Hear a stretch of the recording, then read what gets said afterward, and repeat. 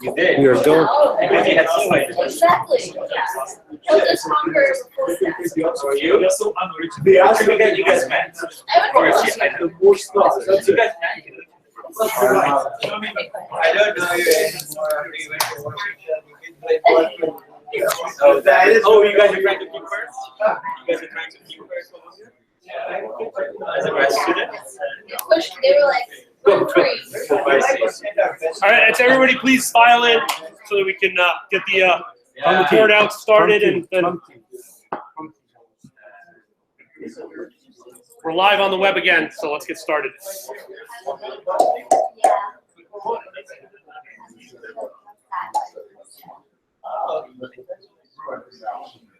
All right. Oh, we just, we're gonna project it. That's the beauty of people though. Yeah, we can just. Oh man.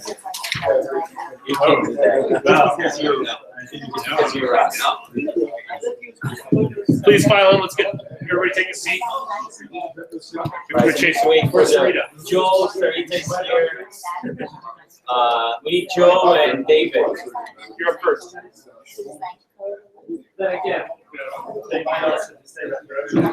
Let's just wait for Joe and David. You wanna do a minute? Yeah, I'll go chase him.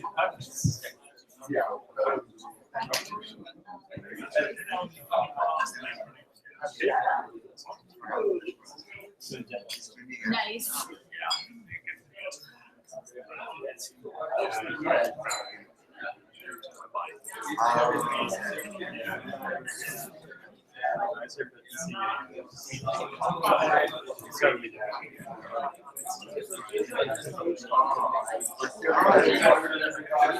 That's what he's telling me.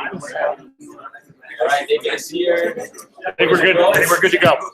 Joe is coming too. Somebody's coffee. That's okay. All right, cool.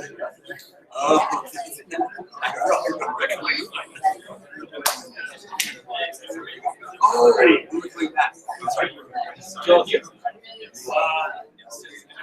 Hey, you guys done? Joe there. All right, so let's get started. Sorry. So Sarita has insisted on going first, and we can't really say no to her. So let me remind everybody again, we're live streaming. So say only things that you're willing to have on the record. So you just press the forward key to change slides. This way. Try to keep it to 5 minutes, please. All right. Yeah. Okay, so these are our group members in no particular order. So we want to democratize specialization. I don't need to, of course, preach to this choir, right? That future systems need to be vertically integrated and specialized. However, as we all know, if we want small teams to innovate and design such systems, today we don't really have the foundation or the infrastructure to do that.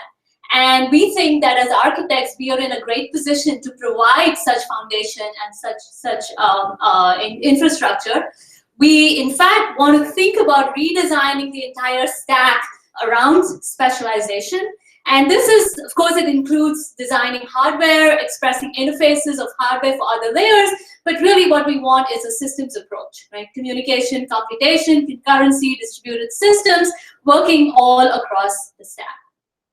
So what is the expected benefit if we are successful? Well, you know, in a few years, the rest of society is going to catch on to the fact that Moore's law is dead. Oh my God, what do we do? But then we'll be at a point where we say, oh, death of Moore's law? Yeah, whatever. We have the solution, right? So this is a huge, huge benefit.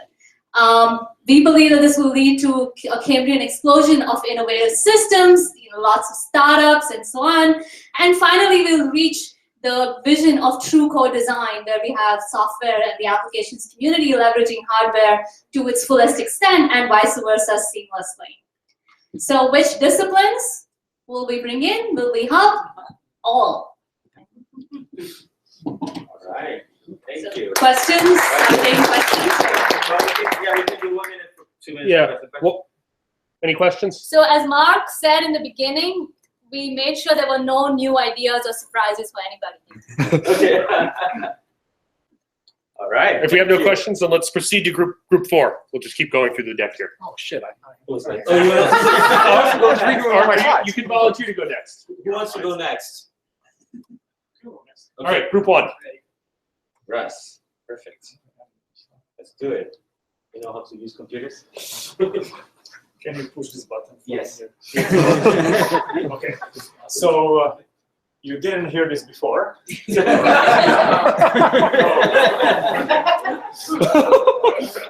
You guys shouldn't have been in the next adjacent room. Great minds think alike. So we are not going to stop at accelerator development, but what we want to achieve is making hardware design great again, or as maybe just fun again. Because if you could make it fun again, it would bring the talent and innovation. Essentially, develop hardware the way you develop software, that you just download things, collaborate, you have online tutorials, Stack Overflow, all of this. Build a community like that. Okay? In fact, you don't want to build just hardware, you want to build systems that are essentially software systems with silicon accelerations at the bottom. Not simulated, something that you can actually build, because the satisfaction of doing this should be that in the end the system works, enables applications that you cannot do without the silicon at the bottom. Okay? So if you could actually design hardware and build it the way you could do in the old days when you would buy TTL integrated circuits, design your board, drilled holes, solder it. I don't know how many people in the room actually did it. We want to bring this to people because this was a lot of fun. What will motivate it and drive it and also benefit from it? We have sort of 2 areas. One of them is IoT as an example of pervasive, distributed, and low power domain with many questions. Not sure this is a challenge for 2030. Maybe it is more short term, but definitely motivating people from maker spaces today, okay? Not just commercial people. And then ML and science, brain science, biology as an example of number crunching, not necessarily low power, but definitely needing acceleration and energy efficiency. How will this happen, and who will help us? Starting at the bottom, it can only happen if you can actually create a design and manufacture it. I think the latency of getting your chip manufactured should be equivalent to what you did when you build your own hardware, which is going to the store and getting those resistors and capacitors, so about a day. So if Amazon can ship you the chip manufactured in a day, I think that's okay. Apparently, there was a DARPA program in the past which helped you manufacture your designs. So you want something like this, but for $1. And so these are the Kickstarter people who will do it. Apparently, it's plausible using some old process to pool designs on a mask and manufacture the die and cut it and send it to people. Maybe it can be done in a day. Then, of course, number 2, a repository of libraries that are open source, modifiable, that you can actually open and change. And so this is sort of the GitHub thing. There are already examples clearly of this in software. Then compilers to hardware comes without saying. Hardware synthesis is there, not quite working fast enough. To give access to people who are algorithm designers in ML or IoT protocols and so on, domain-specific languages for design. Okay. And so this is clearly a PL questions. And finally, we spend a lot of time talking about what this would enable. If you actually had the hardware design fully open and could analyze it, you could ask questions about what property in privacy does it actually enforce. You could formulate different privacy properties and ask which of them are implementable and enforceable. And also other enforceable, other emerging properties. Imagine your hardware has something that you learn, it's a deep network. What is hidden in this deep network? We cannot quite understand. Maybe we could bring more people to understanding such hardware components that have been learned, but they are not understandable by humans. That's all I have. Do you want to add anything? Questions or comments? A quick question that applies to both David and Russ. So what is the education component of democratizing hardware software development? Is Education component? Yeah. Well, I think if you could make it fun, people would learn it the way they are learning programming languages today on their own, because the web is full of video tutorials, web pages, Stack Overflow help. I think this is how it needs to happen. But you just make it attractive again. So which group would we like to, David? Yeah, right. Thank you. Okay, thanks Ross. Group 1. Okay, let's hear from group 5. Oh, group 5 now. Yeah, if you don't. Hi, David. I'm David Wood, and we have a large collection of people who started out mostly with no gray hairs, but we got a couple of late arrivals to come join me, so I wasn't the only representative in the room. So we started with a brainstorming on what is a what are the problems we want to solve. So we did kind of a high level what's a grand challenge kind of problem, and we went through healthcare and zero car accidents, which I worked in our final decision later, simulating the world to try to reduce climate change. We kind of came around to, a real problem that we could sell to Congress was this notion of carbon neutral computing. And so, the problem is that climate change is a fundamental problem. It's more of a problem on one side of the aisle than the other, but it's a real problem. I think most of us would agree. And computing is making that problem, worse at a very rapid pace, right? Computing is taking a larger fraction of energy in the developed world, and when you look at the developing world and the rate of growth there, it's we have a really serious problem here. And so the goal for carbon neutral computing is to make computing be part of the solution, not part of the problem. Okay, so there are to solve this, we see sort of three main thrusts. Okay, so there is the direct impact of the energy that is consumed while we're doing computing, and so that encompasses all of these improvements in energy efficient computing. It subsumes the two prior groups' work and sort of dealing with specialization and so the work in specialization, work in approximation across all the layers, I think, can be pulled into this broad vision. I think there's also this indirect impact of trying to use computing to reduce carbon. So the example I have tried to work into previous, of these grand challenge kinds of things is, telecommuting versus physical commuting. It's happening now. Can we do more of that kinds of things? Can we also do more sort of? We're working on the term. We went with collaborative collaboration, but what are the things that we can do to help reduce the use of energy, right? So the circling of cars in New York City is a perfect example, right? So if we can use collective collaboration to reduce congestion, to reduce car accidents, to go to zero car accidents, that was our second choice of a grand challenge. So I thought I had to work it in here somehow. So I think these are really tangible things that we could build a story around. The last part, I think, was the weakest part here is reducing the embedded energy, the energy that it takes to build your devices. The one tangible part that we came up with there was reducing or eliminating the needs for rare earth materials, which besides from consume a lot of carbon in the process of digging them out.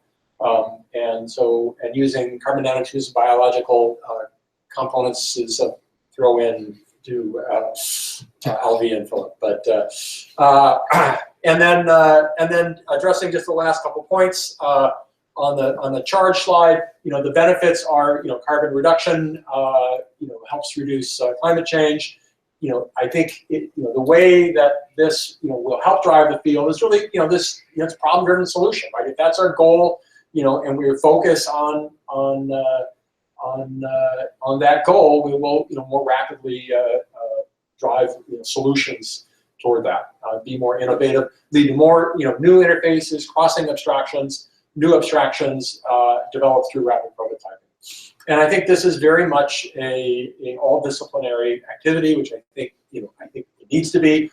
We're clearly talking about changing application stack all the way down to architectures and devices. So that's it. Thank you. Okay. Any questions about the context switch?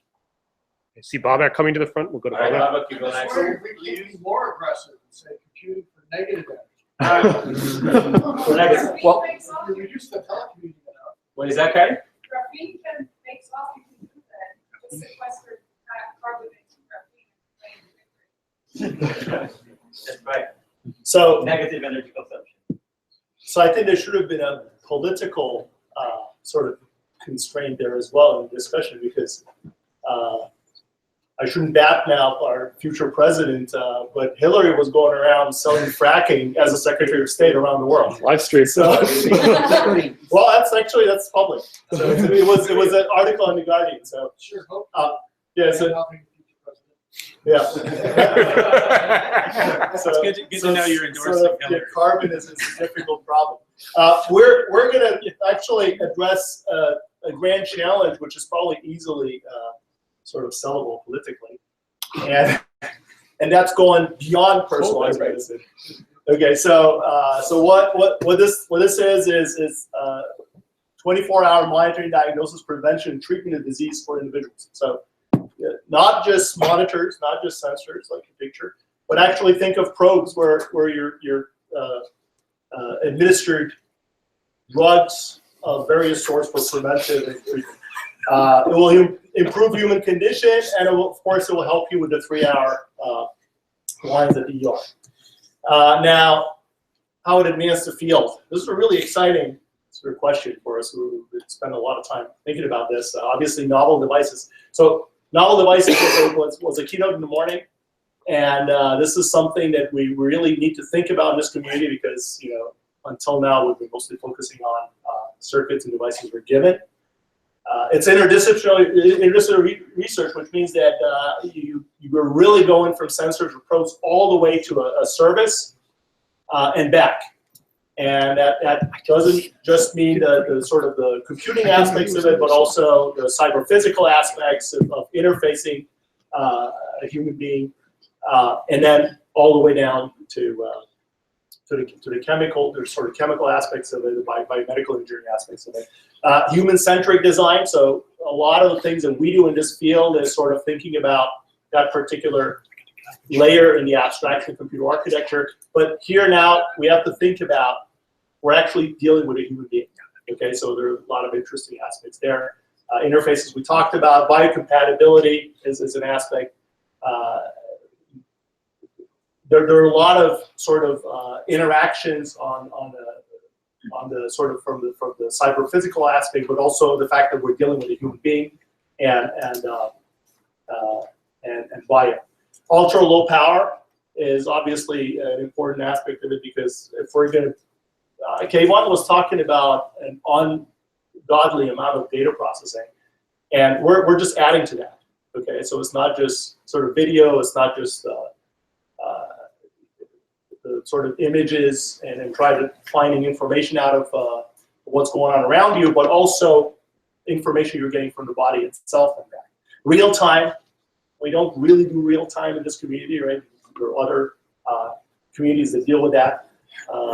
If it doesn't work, then you're going to be in trouble. It has to meet a deadline. And then rethinking levels of abstraction. This is Tom was talking about this morning. How do we do? I think it's a question that David actually brought up. How do we do computer architecture without having abstractions? Maybe we should think about new abstractions. And the abstractions have to deal with the specific domain that we're dealing with. What other communities do interface with? There are lots and lots there. Obviously, technology and circuits, biomedical. That's something we don't do here, right? It would be really good to sort of. It's an interesting new application that requires that we actually talk to folks in the medical community. HCI is an obvious candidate. Computational biology, we're talking about taking information from the human body, diagnosing it. Alvi was talking about DNA computing. There's a lot of interesting aspects of it when it comes to DNA sequencing and then figuring out what is the specific condition and coming up with the right drug. System software includes everything, right? So databases, searching, recognition, image databases, as well as record databases. OS, programming like domain-specific languages is in this particular case, sort of looking at what is the right type of specification for this problem, and then coming up with the PL support for that. Security and privacy is a given.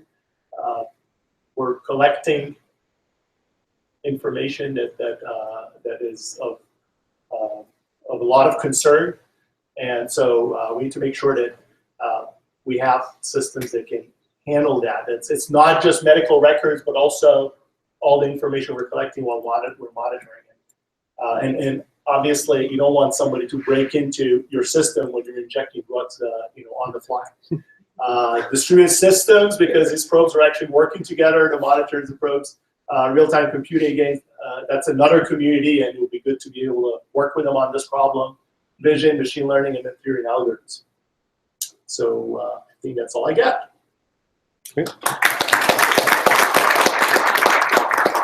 Questions? Why are we context switch?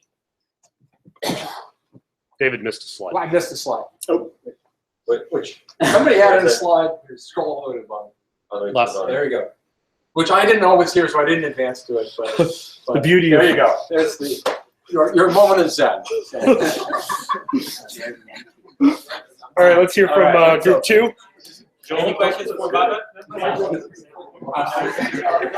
So I don't have a question, but I have a comment, which was that. All right, let's see the comment. So yeah, my comment is that we were very close to picking healthcare, and then I heard you guys talking about healthcare, and I switched to carbon neutral.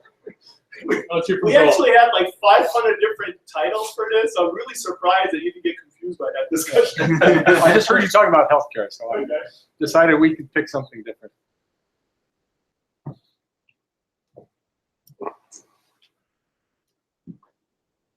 Okay, this was group 2, and keyboard. Arrow key. Arrow. Okay. So yeah, so we spent almost as much, 45 minutes, getting everybody's name down. Correct. Okay, so we spent a lot of time actually talking about the nature of the different grand challenges we might have, and we built up a brainstorming list and categorized them. And we had many that were sort of application driven, like zero fatalities and healthcare and stuff. We actually decided on something that was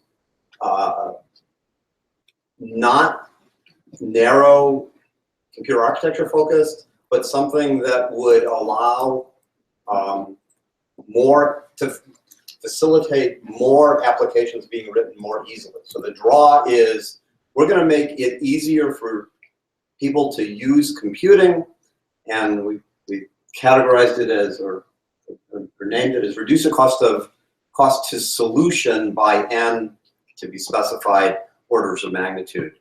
And mostly what we did was we spent time on categorizing the various components that would go into that solution. So we thought, okay, people should be, outside our field, should be interested, what would be the various attributes within our field that we would be addressing. So the first was, we'd be spending time providing ways to define the problem. And we need to be able to do things that would ease the definition of problems that can be solved by computing. So this is going to make it easier for people to be able to use computing to solve problems. But then we needed to go beyond just the algorithm and have people be able to specify accuracy or tolerance requirements, and also be able to specify the time or possibly the real-time requirements of the problem. Because if you think about all the components that go into cost of solution, we tried to define that very broadly. So amount of time it takes you to write the program is one of the costs, amount of time it's going to take you to debug it, to validate it, the amount of time that it takes to run it. All of those would be contributing factors in the cost. So given that specification, another was, well, how do you express the problem? What we wanted to do was facilitate work on ease of expression of the algorithm, and talking about, well, we want easy for people to be able to express a solution that might result in exploiting parallelism in a local fashion, in a distributed fashion, maybe taking advantage of fixed function acceleration. We wanted the programmers to be able to enable the analyzability or predictability of their systems, including taking into accounts that were listed above, and also for them to be able to explicitly express, the notions of approximate computing and security requirements. They should be able to specify how tamper-proof they want their program to be. Obviously, there'll be components of this in hardware design, which is we want part of time to solution is how long does it take to get the hardware that's needed. If your solution involves, oh, please design a new ASIC in order to solve this problem, then time to solution is not going to be very attractive.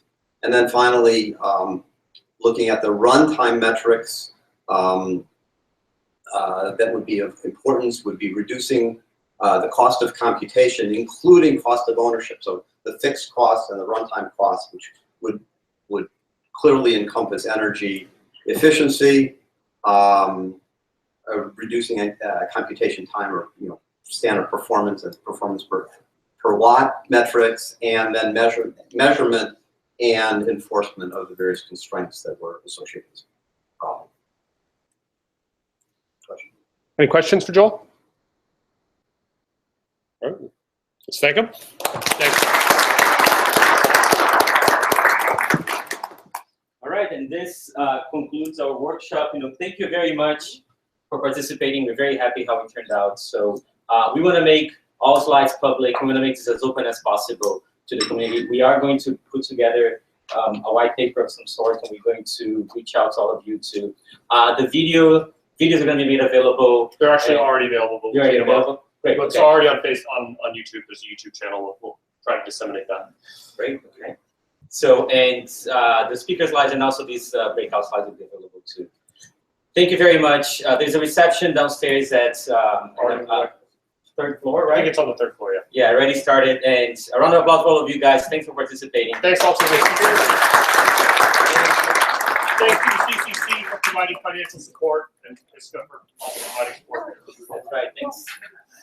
We'll see you all downstairs. So Tom, I just edited my slides a little slightly